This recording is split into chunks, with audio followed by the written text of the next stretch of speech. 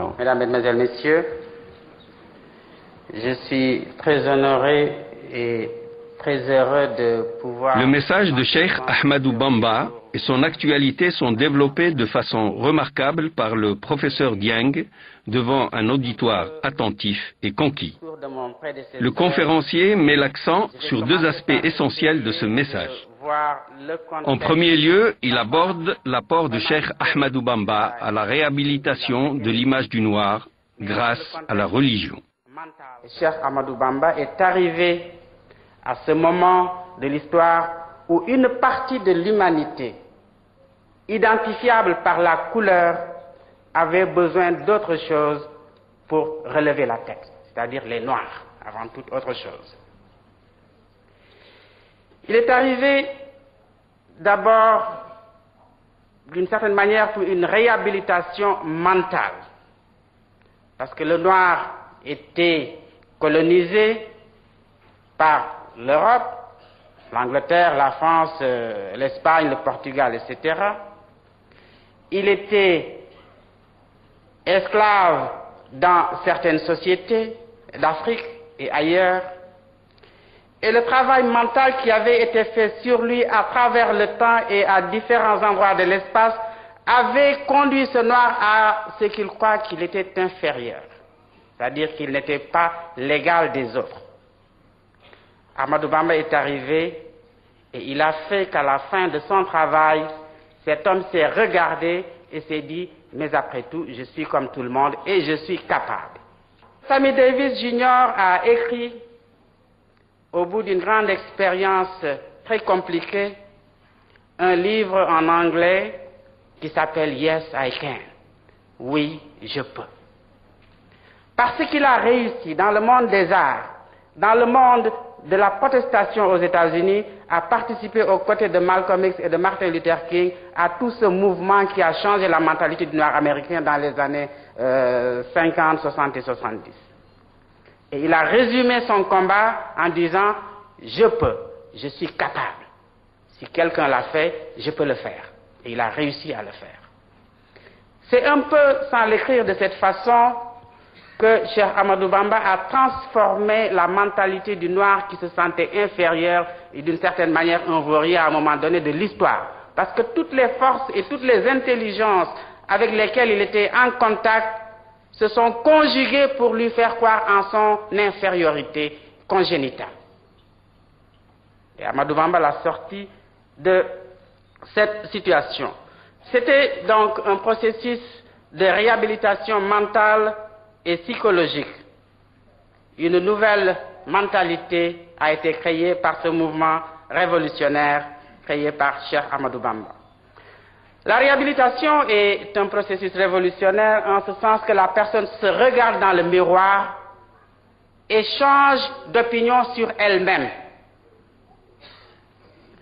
Elle commence à se considérer l'égale des autres, elle prend conscience de son importance, de son intelligence et de ses capacités.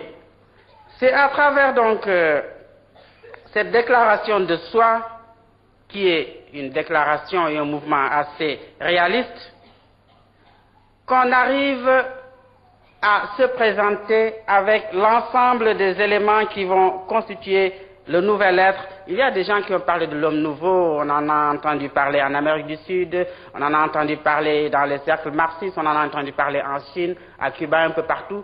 Mais cet homme nouveau réel, c'est celui qui sera créé après la prise de conscience de la valeur du noir. Dans un contexte où lui n'était pas considéré comme égal ou comme important. Donc, nous avons, Cheikh Ahmadou Bamba, civilisateur. Civilisateur à travers l'islam, parce qu'il a utilisé la religion pour ramener tout un peuple perdu et éperdu à se respecter et à reprendre conscience de la dimension de son importance ou dans un contexte où tout était contre lui. Ce réalisme qui, de façon pragmatique, refuse les rêves. Le réalisme refuse le rêve abstrait, c'est-à-dire les gens qui nous parlent de fleuves ou de rivières, de lait ou de miel qu'il y aura dans l'autre monde. Il y a des problèmes beaucoup plus urgents qu'il faut régler ici pour pouvoir arriver là-bas. Sa collaboration d'une certaine manière avec les chefs traditionnels a été une des expressions de son réalisme, parce qu'il était pris entre deux feux. La chefferie traditionnelle qui croyait en autre chose que l'islam et le colonisateur dont un des mandats était la destruction de l'islam, parallèlement à la destruction de toute forme de résistance à sa domination dans les pays dits pacifiés à l'époque. Et dans ce contexte, il préconise le travail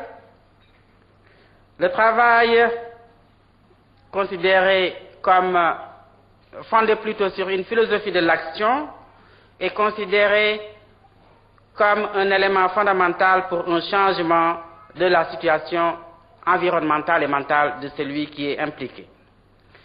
Il réussit en dialecticien pragmatique à faire les alliances nécessaires pour la création d'une société moderne. Pour nous, c'est un exemple que l'on donne, que l'on laisse à nos héritiers, comme ceux qui ont venu derrière nous, avant nous, nous ont laissé cet exemple-là. Comme vous le savez, vivre dans ce pays-là, dans des conditions qui n'est pas que l'on sait où vivre l'islam, est assez difficile, dirons. En ce moment-là, avoir la possibilité de faire passer un message, le message de Seigne Touba, qui est un message de paix, sur le dialogue des cultures, sur son amour de l'être humain, son humanisme, je pense que pour nous c'est une bénédiction. Vous appelez comment? Babacar Mbake. Vous êtes de quelle origine? Italienne. Babacar, c'est pas italien. Ouais, c'est vrai, c'est le nom qu'on m'a imposé quand je suis devenu mouride. Alhamdulillah. Pourquoi est-ce que vous êtes devenu mouride? Pourquoi? Parce que Dieu, il est grand. Je n'ai pas d'explications sinon pas ça. Mais vous avez découvert le mouridisme comment? Parce que grâce à la présence des talibés, c'est-à-dire des disciples sénégalais sur le territoire italien, je les ai connus dans le même temps que je faisais mes recherches concernant l'islam. J'ai connu la voie mouride et grâce à Dieu, je suis devenu l'un des talibés italiens. Qu'est-ce qui vous attire dans la démarche et dans la spiritualité mouride? La conviction, la force et l'ouverture, la curiosité et l'esprit de tolérance. Aussi, si le mot tolérance, ce n'est pas un mot qui j'aime beaucoup, mais la fraternité, la capacité d'accueillir les gens. J'ai fréquenté des maisons de mourides, ça fait longtemps. Personne ne m'a demandé qu'est-ce que j'étais, qu'est-ce que je faisais dans la vie, si j'étais riche, si j'étais pauvre, quelles étaient mes origines ou bien. Donc ils m'ont tout simplement accueilli. Le deuxième thème développé par le professeur Dieng, c'est la non-violence dans le message de Cheikh Ahmadou Bamba, attitude qu'il a puisée aux sources de l'islam. Ce concept qu'on retrouve chez des figures historiques comme le Mahatma Gandhi et le pasteur noir américain Martin Luther King. Cheikh Ahmadou Bamba a été un des adeptes de la non-violence et la non-violence victorieuse d'une certaine façon avec uniquement deux autres personnes dans l'histoire moderne. Je ne parlerai pas de Issa, je me contenterai de nommer Martin Luther King et avant lui Mahatma Mohandas Karamchand Gandhi, Mahatma Gandhi en Inde, qui ont dans notre monde utilisé la non-violence comme arme pour des changements sociaux importants et qui appartiennent tous les trois à des confessions très très différentes. Mahatma Gandhi est un hindou, il croit à la religion hindoue. Martin Luther King est un chrétien protestant, noir du sud des États-Unis, et Cheikh Ahmadou Bamba, musulman, ayant propagé sa foi et s'étant battu pour sa religion dans un contexte colonial en Afrique de l'Ouest. La définition de la non-violence nous a été donnée, en tout cas la définition la plus éloquente, nous a été donnée par Mahatma Gandhi dans un journal indien qui s'appelle Harijan, et le numéro du 5 septembre 1936. D'abord que c'est une loi de la race humaine et qu'elle est supérieure à la force brute. La non-violence est une loi de la race humaine pour sa survie et elle est supérieure à la force brute. Ensuite, que c'est comme un écran protecteur qui fait que la personne est consciente de son propre être et se respecte et est consciente de la valeur de l'être humain. Nous avons le concept chrétien de l'imago Dei. Imago Dei, ça veut dire l'image de Dieu en latin, que l'homme a été créé à l'image de Dieu. Et que donc on ne peut pas aimer Dieu, on ne peut pas respecter Dieu si on n'aime pas, si on ne respecte pas ses créatures. Et surtout celles qu'il a créées à sa propre image. Ne serait-ce que par cette conception, l'homme mérite qu'on le respecte et qu'on tienne compte de son importance. Le troisième élément, c'est que la non-violence est une arme que seuls peuvent utiliser ceux qui ont la foi. Quand on n'a pas la foi, on ne peut pas utiliser la non-violence. Il faut avoir la foi et croire en Dieu. La non-violence est accessible à tous ceux qui ont la foi. Il n'y a pas de discrimination sur la couleur, sur l'âge, sur le sexe, ni sur rien. Tout le monde peut utiliser la non-violence comme arme de résistance. L'adepte de la non-violence cherche la compréhension, la réconciliation et la rédemption de l'autre, parce qu'il est d'une générosité qui lui permettra de pardonner à celui qui lui a fait mal et de chercher à le racheter moralement et mentalement. Il ne cherche pas à le détruire. Son objectif principal, ce n'est pas le porteur du mal, mais c'est le mal lui-même. Et il faut être Martin Luther King dans une certaine manière, il faut être Mahatma Gandhi, et plus proche de nous et dans notre contexte, Ahmadou Bamba, pour faire la distinction entre le mal et le porteur du mal. Très souvent, quelqu'un vous gifle, eh bien, il vous a giflé, il est méchant, vous tournez, vous lui donnez une gifle et puis c'est terminé. Mais qu'est-ce qui fait que je regarde cette personne qui m'a giflé et que je me dise, mais après tout, cette personne n'est pas méchante, il y a quelque chose qui l'a conditionné. Il est victime d'un certain nombre de choses. Il faut que j'essaie de comprendre cette personne et de l'amener par mon comportement et mes réactions à changer d'attitude par rapport à lui-même et par rapport à moi. C'est un processus qui va conduire au rapprochement entre la victime et l'agresseur. Et si nous regardons la saga de Ahmadou Bamba et son exil au Gabon et tout ce qu'il a écrit sur les colonisateurs, eh bien, ce n'est pas quelqu'un qui va dire comme Jésus-Christ. Jésus, à un moment donné, dit « Oh Dieu, pardonne-leur, ils ne savent pas ce qu'ils font. » Il est sur la croix. Mais Ahmadou Bamba ne dit pas ça. Il ne dit pas Dieu, pardonne-leur, ils ne savent pas ce qu'ils font. Il dit Dieu, je sais qu'ils savent ce qu'ils font, mais pardonne-leur quand même. Ça, c'est différent.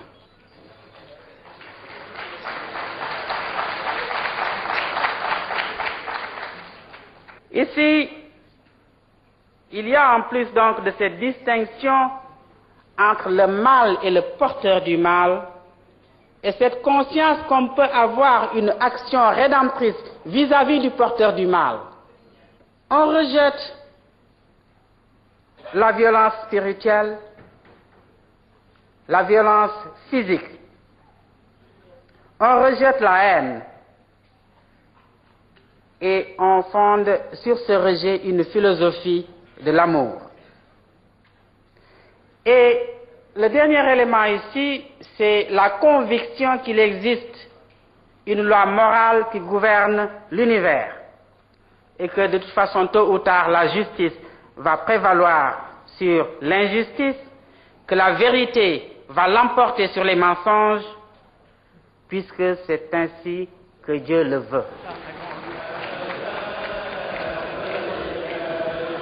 C'est un message qui permet aujourd'hui de voir de quelle façon, même si on est agressé, je ne parle pas physiquement, peut-être même culturellement, de quelle façon on peut répondre par la non-violence, par le pardon, par une technique qui consiste à lutter contre soi-même et pas à lutter contre l'autre. Parce que le message en fait de Cheikh Ahmadou Bamba, c'est de dire, si tu n'as pas un atome de violence dans ton cœur, tu peux vaincre la violence. Et tu ne seras jamais victime de la violence.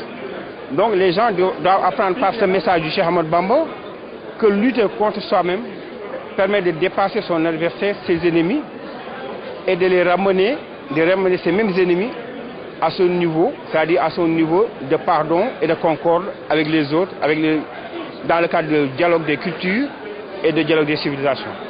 Le message de Cheikh Ahmadou Bamba est un message de paix, un message de non-violence, un message de tolérance, un message de respect de soi, et par le respect de soi, je veux dire aussi le respect de l'autre.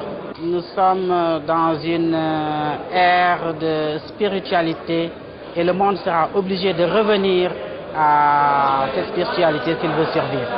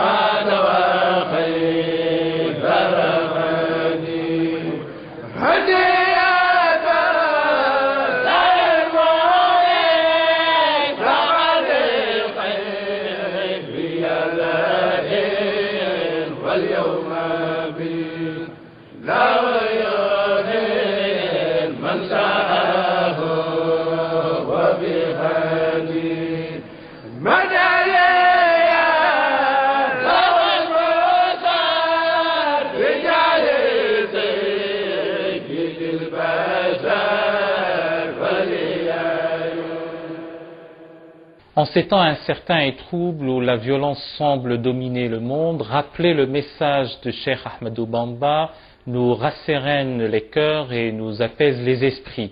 Par ailleurs, la doctrine en 3 points de l'acquisition du savoir et de la connaissance, le fait d'être au service des autres et travailler, et la valeur du travail, est riche d'un grand enseignement.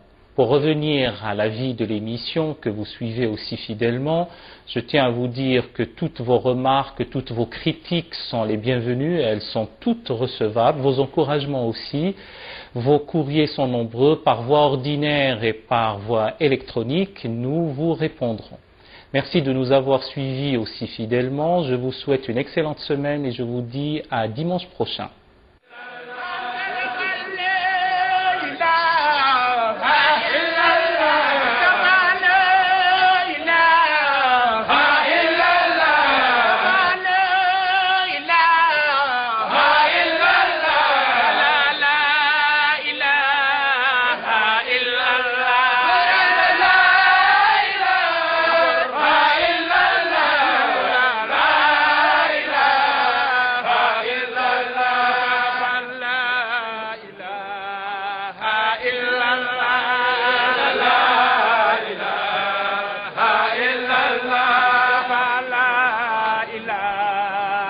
إلا